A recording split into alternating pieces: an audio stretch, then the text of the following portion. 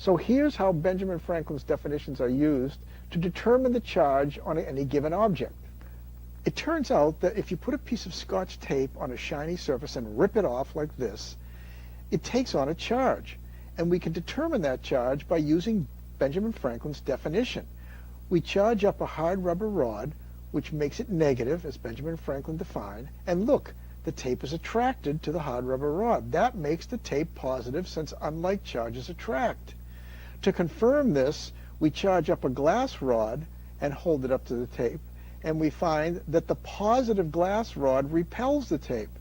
That means that for sure the tape is charged positively, since like charges repel.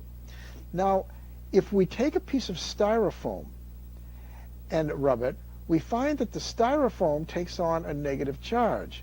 Don't forget, the tape is positive and attracts to the styrofoam, so the styrofoam is negative.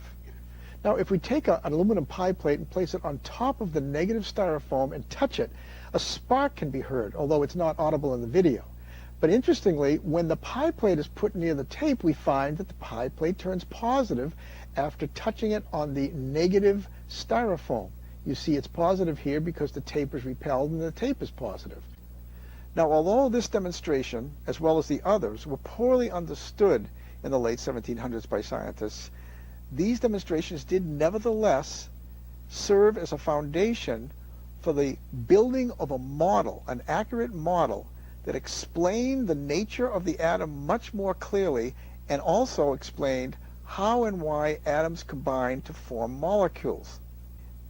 And one of the most important experiments done to show the connection between electricity and atoms was the experiment we showed you in an earlier video, in which we placed positive and negative electrodes in water and witnessed the separation of the molecule of water into its constituent atoms.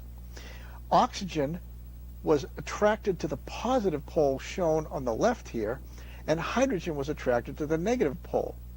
That implied to scientists that oxygen must have a negative charge since it was attracted to positive, and hydrogen must have a positive charge since it was attracted to the negative pole.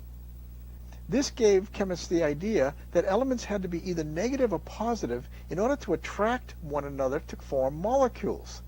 In fact, after the periodic table was discovered, or invented, depending on your point of view, it was noticed that elements on the extreme left-hand side of the chart always tended to be positive when they formed molecules, while those on the right-hand side, excluding the last column of inert gases, those on the right-hand side always tended to be negative when they formed molecules.